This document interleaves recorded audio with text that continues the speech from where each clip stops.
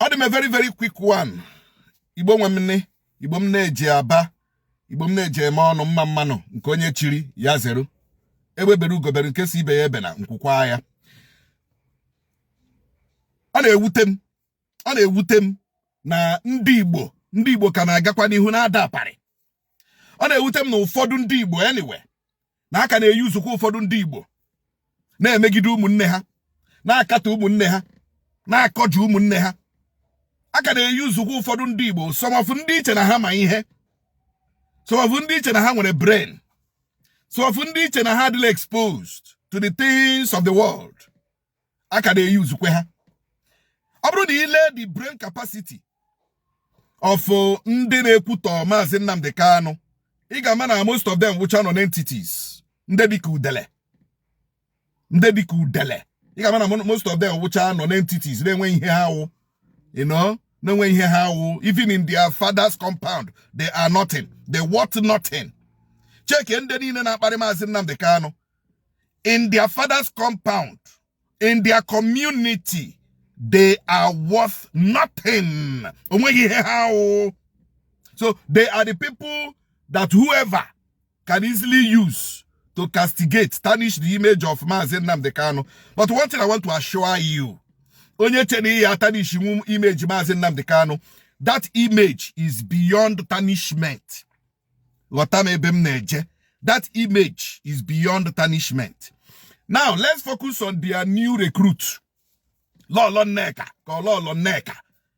newly recruited to be tarnishing the image of Maazị Nnamdi Kanu. I was listening to her na one radio station na Lagos. Interview on eme. Gegide nwanya. Onwe ihe ọ ghọtara. Nwanyị sịrị Maazị Nnamdi Kanu mere gịnị? Ọ tara ji gị ka ọ tara ede gị? Gịnị ihe Maazị Nnamdi Kanu mere gị? You know, onwe nnu ihe ọ ghọtara ihe ọ nọ na-ekwu IPOB. IPOB juru family business. IPOB juru family business. Onye na-ajụ ya sị, are you a member of IPOB? Or si no? Ni abụrụ a member of IPOB. Then ole ihe jikọrọ gị na IPOB, more family business, more public business, more commercial business, more private business. Ole ihe jikọrọ gị na IPOB. If you're not a member, you don't have the right, the legal right to ask of anything concerning an organization that you are not part of. Now, the issue of IPOB family member, Oga family member, Oga family business in Kegi, or give with the initiator, or give with the vision bearer, and a vision bearer in everything. And a vision bearer in everything. All the vision bearer get what put vision. Pokotazi and Dios Simuna lekweni hen choroka ime, lepotum shiricho kaide. Owaha mpago kawaha magaka ge register. Is it not the name of the family bearer, the vision bearer, Kageje register? Also the vision bearer, ya were aham pay na mea, mende corporate whatever and me, Obasa hoge. It doesn't concern you. Yamagbago bezioku. Gicho, go and have your own vision. Register your own vision with your name and the name of your family members. Micho, okwa micho.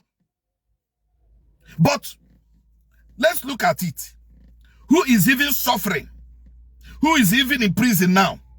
Ole donya kuburule na DSS. Ole onya baralu le yoku. Onye ka egburu mpe ya gbuo mme ya. Onye ka egburu ndị na-eso ụzọ ya. Onye akwa Maazị Nnamdi Kanu. Akwa ya na Sokoto prison, akwa wu ya nwa nọkwa na Sokoto prison. So ole ihe o ji ewute gị na Maazị Nnamdi Kanu register IPOB. It's a simple question. For instance now, Maazị Nnamdi Kanu, G family members here register IPOB. Then another person and run a Sokoto prison. Let me repeat. Maazị Nnamdi Kanu here register IPOB. Then another person now here wonye here register IPOB and run a Sokoto prison. Then but the vision bearer is the one languishing in prison. The vision bearer was the one that stayed too long in DSS custody. The vision bearer was the one whose house was burnt. Parents died out of shock. Followers killed in Ibeko Maya.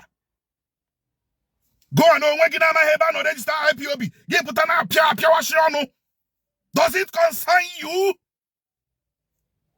Are we talking of IPOB here, or are we talking of the entire vision for Ndibo? Why are you focusing on IPOB if you're not a greedy fellow? Why are you focusing on the finances of IPOB?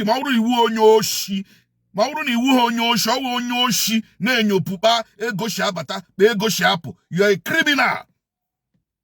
IPOB is not a government organization. It is not a state government or federal government where you have the right to question how they use their finances.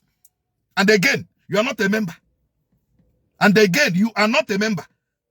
I want to see, okay, be a member of IPOB, which means in our two dues, in our total. At least I think with go later on IPOB, you get with go later on IPOB. Then you have the right to question how the finances are being managed. Now I got them.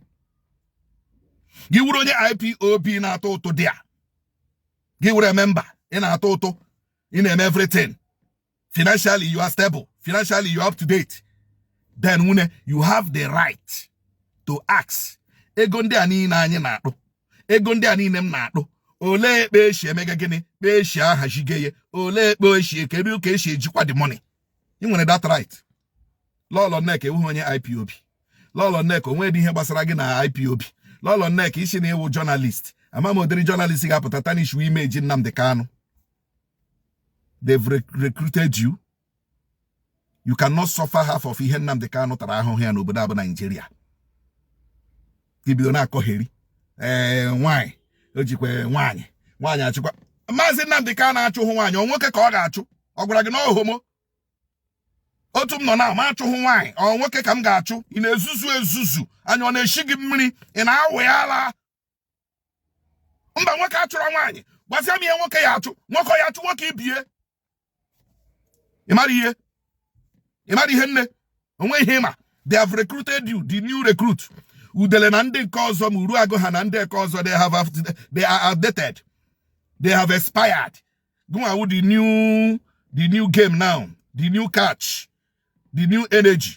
Gena fully elu. You can never tarnish the image of Maazị Nnamdi Kanu. A man that has sacrificed his freedom for Ndibo. A man that have toiled and suffered for Ndibo. Criminals, Ndoshi, they mesmerized the Southeast, using the leaders of the Southeast. All cause for this problem. Insecurity in the Southeast, who leaders of the Southeast cause Nnamdi Kanu. For years, ESN no imo here, ne chekwara Ndibo imo here. Nobody have the problem again of the Fulani herdsmen doing this, doing that. Ejirindo criminals, ndo jabe eliozu to blackmail ESN. Abu okpom ni mo ha pụta n'ụzọ jumo onye na-egbu. Ashino ESN gburu. Awu mejiwo nwa afọ Igbo. And I can never deny Maazị Nnamdi Kanu. Lekwe ihe Gumi no na-ezuzugharị na-ekwu. Gumi was even saying that Kana nde bandits their ransom, that they are using it to be buying their weapons. Gumi Kuriye, Gumi Ogala DSS Mba. Police omeni invite Mba. Military omeni invite Mba. One no yabara Gumi akwana court Mba. Gumi elebo question no now na prison, but on here Mba. Even the leaders of the North are protecting Boko Haram. The leaders of the North are protecting ISIS, ISWAP, bandits. They are protecting them. Iba Hakaron has it our brothers. Iba Hakaron has our prodigal brothers. Iba Hakaron has it our prodigal sons. But all unu undi bokage use against your own. Unege wonu ge kwinyo. Ihere megbunu. Ihere megbunu. See what bandits are doing. You want to tell me that the governors of the North cannot stop what bandits are doing? Even in America, but where they were. Sultan of Sokoto Lebanon now. Where in there? Kambe shi honia.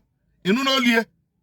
Kambe shi ha to chare ha nde America to chare ha na December. Na Sokoto. You don't see the man again? Honia also. Nda ma ihe ha mega. The amalgamation of Nigeria shouldn't have happened. Because onwe he jikọrọ anyị na nda. Onwe he jikọrọ anyị na ndị ugwu. culturally, language, by whatever, when he crying and there, but because of Anyuku Britain, because of Oceanuku Britain, Nkamanya Britain, Helen Dugun and Dodin, and then when he jikora, then when her sister jikohono. That is the problem and the foundational problem we are facing in Nigeria today. So if you don't know it today. Stop tarnishing the image of Mazi Nnamdi Kanu or any Igbo son or daughter that is supporting agitation. All right, any woman or dog. Makandos akagego. I'm an akagegunu because some of Ndibo won't that really ego. So badro. She go kuwenu. But remember this. Onyo obulanyirege ego. Kire one negi will not trust you. Because ebi nwere obi re nwanne gi. Owuzi nyanwa na onwe ewu onye mba. Wu onye eji ka ị gahere. It's a very short proverb. Ya wuru ka wuru ilulu. Lolo Nneka, the new recruit of ndị na-akparị Nnamdi Kanu, nwune gaa n'ihu. Ụbọchị nta a ga-achụkwa ya n'Owere nchi. Ihe onye metere ya jiri isi eburu.